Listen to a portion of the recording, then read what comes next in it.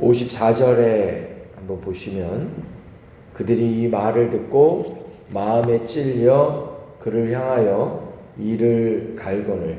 하나님의 말씀은 마음을 찔리게 합니다.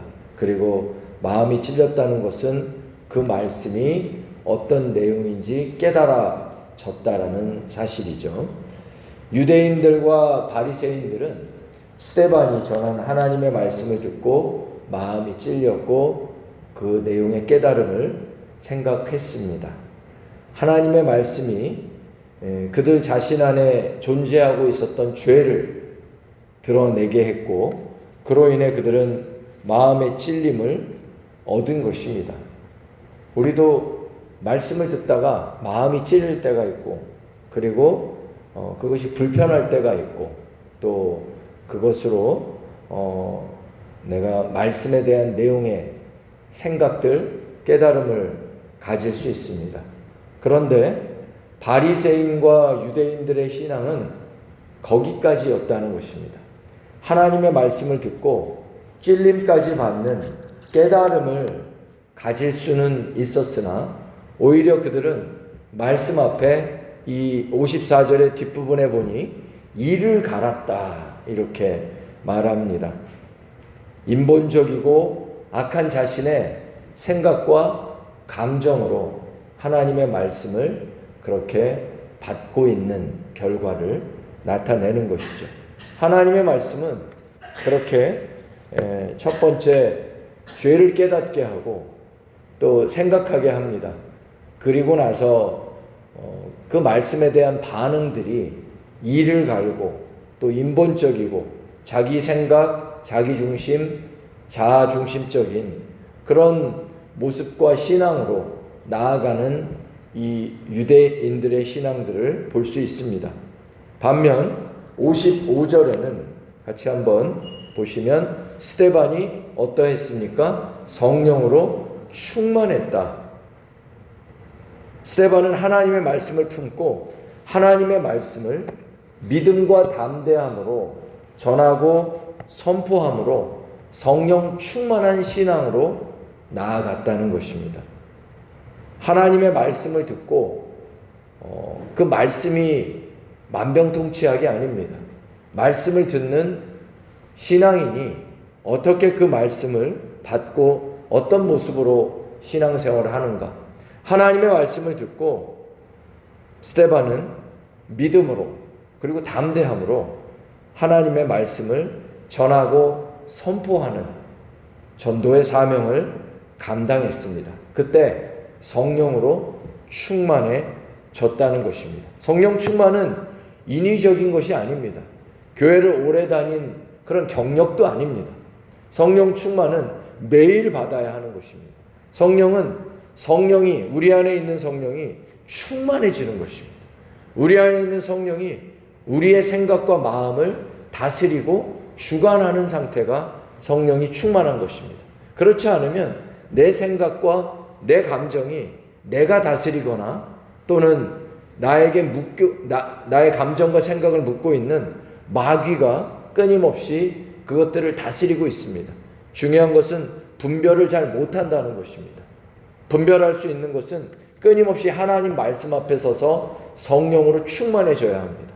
성령으로 충만해지면 내가 인간적인 생각, 인간적인 관심, 내가 두고 있는 관심과 생각이 달라진다는 거예요. 왜냐하면 성령이 내 생각과 마음과 내 삶을 다스리고 주관하기 때문입니다. 성경은 성령을 술에 취한 것과 대조하는 구절들이 있습니다. 술 취하지 말고 성령으로 충만하라. 술을 먹다 보면 술이 사람을 먹게 되죠. 그 술에 의해서 지배를 받습니다. 감정도 생각도 행동도. 성령 충만도 술에 취한 것처럼 마찬가지라는 것입니다. 성령이 충만하다는 것은 성령이 내 안에 가득하다는 것이죠.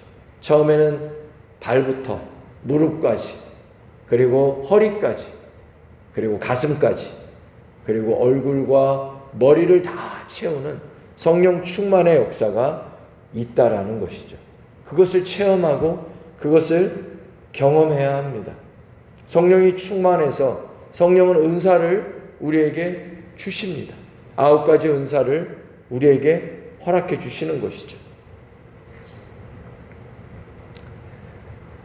하나님의 말씀을 듣고 이 새벽 우리 제일 좋은 교회 성도들, 우리 새벽 기도 용사분들은 성령 충만한 신앙으로 항상 승리하는 그런 믿음의 사람, 그리고 갈망의 사람 되어지시기를 축복합니다. 성령 충만한 것이 오늘 새벽의 목적입니다. 물론 우리 기도가 응답이 되고 우리가 하나님께 드려진 것이 오늘 기적의 역사, 표적의 역사로 내 삶 속에 나타난다면 감사하죠. 기도를 응답해 주신 하나님께. 그러나 우리의 신앙의 본류, 그리고 우리가 정말 기도할 때마다, 그리고 하나님께 나올 때마다 우리가 소망하고 계획하고 끊임없이 갈망하고, 그리고 목적과 목표로 삼아야 될 것은 성령 충만입니다. 성령이 나를 다스리면 그 다음부터 해결을 얻습니다. 성령이 충만하면 평안이 임합니다. 성령이 충만하면 역사가 나타나는 것입니다. 왜냐하면 내 방법이 아니라 하나님의 방법이니 하나님의 역사가 일어나는 것이죠. 성령 충만하시길 축원합니다. 하나님의 말씀을 듣고 찔림과 깨달음을 얻고서도 인간적인 감정과 생각을 가지고 사람을 향해 일을 가는 신앙인들, 또 신앙들이 있습니다. 반면 말씀을 듣고 그것을 전하고 전도하는 삶을 살면서 성령이 충만해지는 신앙도 있다라는 것이죠. 몰라서 안 하는 것이 아닙니다. 우리는 이 말씀들을 보지만 이 말씀을 더 정확하게 나의 말씀으로 묵상하지 않으면 우리는 실천하지 못하게 되는 것입니다. 스데반은 성령 충만해서 하늘의 환상을 보았습니다. 성령 충만은 하나님께서 하늘에 이 하나님이 계획하시는, 또 하나님이 우리에게 보이시고자 하는 환상을 보게 되는 것이죠. 요엘서 말씀, 또 베드로가 전한 그 요엘서 사도행전 2장의 말씀, 성령이 너에게 임하시면 자녀들이 예언하고 아비들이 꿈을 꾸며 청년들이 환상을 보게 된다. 그 환상의 모습은 하늘의 하나님의 영광과 하나님 보좌 우편에 서 계신 예수님의 모습이었습니다. 환상을 본다고 하면서 어떤 성도들은 예수님의 모습을 안 보고 자기 장사하는 것, 또 자기 어떤 이권, 이런 것들로 자기는 환상을 보았다라고 합니다. 환상의 모습은 하나님, 예수님, 성령님으로 말미암는 우리와 함께 하시는 하나님을 환상으로 보는 것입니다. 하나님의 역사를 보는 것이에요. 참으로 놀랍고 영광스러운 하늘에 서 계신 예수님의 모습을, 또 삼위일체 하나님은 보좌에 앉아 계시고 그 옆에 이 예수님이 서 계시다 이렇게 써 있습니다. 정확한 표현으로는 하나님의 영광으로 써 있죠. 본문에 하나님을 직접 볼 수가 없기 때문에 하나님의 영광과 그 옆에 서 계신 예수님이라고 그렇게 기록되어져 있습니다. 그분들이 뭘 하고 계신가? 밑에를 보고 계신 거예요. 누굴 보고 계신가? 바로 하나님의 말씀 앞에 순종하여 복음을 전하고, 그리고 그렇게 성령 충만한 스데반의 모습을 보고 계시다라는 거죠. 하나님께서는 하나님의 백성들이 성령 충만하여 복음을 증거하고 있는 그 전도와 선교의 자리에 항상 눈을 떼지 못하고 보고 계시고, 또 끊임없이 다스리고 계시다는 거예요. 56절에 보니까 스데반이 지금 하늘이 열려졌어, 성부 하나님 예수님이 함께 서 계시다, 이 땅을 보고 계시다라는 장면을 사람들 앞에 전합니다. 그때 57절 58절에 유대인들의 모습은 소리를 크게 지르고 자신들의 귀를 막고 스데반에게 달려들어서 그를 잡아 끌고 성 밖으로 내치고 돌로 그를 치기 시작합니다. 하나님의 말씀이, 그리고 성령의 역사가 운행하는 그곳이었죠. 성령이 하나님의 사람을 통해 운행하는 그 자리에 악한 마귀의 역사도 진행되는 거예요. 그것을 막으려고, 그것을 반대하려고, 그것을 거스르려고. 사탄의 이 뜻이 거스름 아닙니까? 하나님을 대적한다. 그래서 견디질 못합니다. 소리를 치고 그렇게 귀를 막고 말씀을 들으면 안 되니까요. 말씀을 들으면 고통을 당하는 것입니다. 마귀는.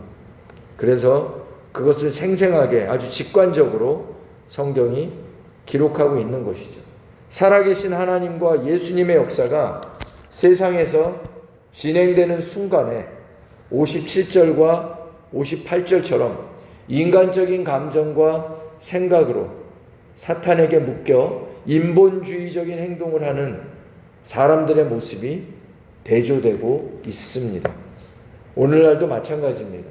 하나님은 살아계시고 하나님의 보좌 우편에서 예수님이 이 땅을 다스리고 교회와 성도의 구원 역사를 주관하고 진행하고 계십니다.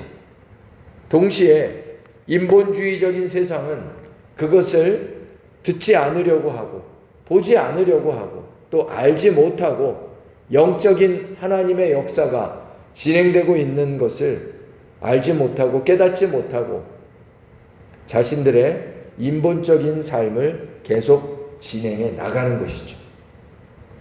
마치 하나님이 계시지 않는 것처럼 살아가는 것입니다. 이 세상에서 세상은 계속 인본적이고 또 세상적이고 세속적입니다. 그렇게 살아갑니다. 마치 하나님이 안 계신 것처럼 여기고 느끼고 그들은 살아갈 뿐입니다. 그런데 그렇게 생각하고 그렇게 눈이 가려지고 귀가 가려진 그 순간에도 성경을 보니 성령 충만한 역사가 그 옆에서 그 앞에서 진행되고 있다라는 것이죠. 이 세상의 인본주의적이고 세상적인 삶 속에서 하나님은 교회를 통해 성도를 통해 성령 충만한 역사를 진행하고 이루어 가신다는 사실. 그래서 우리는 날마다 세상 속에 살아가되 세상을 보지 말고 하나님의 말씀 또 하나님을 향하여 끊임없이 우리가 성령 충만의 역사를 이 세상에서 이루어 가야 되는 것을 그렇게 깨닫게 하는 것입니다. 하나님이 없다고 여기며 살아가는 세상 속에서 하나님은 이 세상을 보시고 살아서 역사하시는 것이죠. 그러면 하나님과 예수님은 이 세상을 향해 무엇을 보고 계셨는가? 스데반을 보고 계셨죠. 예수의 복음을 전하다가 고난과 핍박을 받고 순교를 당하고 있는 스데반을 보시고 계시다라는 사실입니다. 하나님은 무엇을 보시는가? 하나님은 옆에 계신 예수님은 이 땅에서 예수님의 복음을 들고 힘써 전하며 사명을 감당하는 성도의 삶에 잠시도 눈을 떼지 않으신다는 것입니다. 복음 들고 산을 넘는 사람들의 발걸음을 보시며 아름답도다 복음을 전하는 자들이여 라고 이사야서를 노래하고 계시다는 거예요.